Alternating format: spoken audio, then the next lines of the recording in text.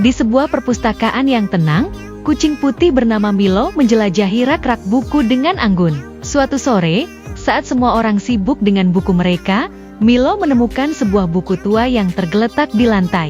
Dengan penasaran, ia menendang buku itu dan membuka halaman yang menunjukkan gambar peta harta karun. Seorang anak kecil yang sedang mencari tempat duduk nyaman, melihat buku itu dan tertarik. Anak itu mulai membaca dan terinspirasi untuk memulai petualangan baca yang baru.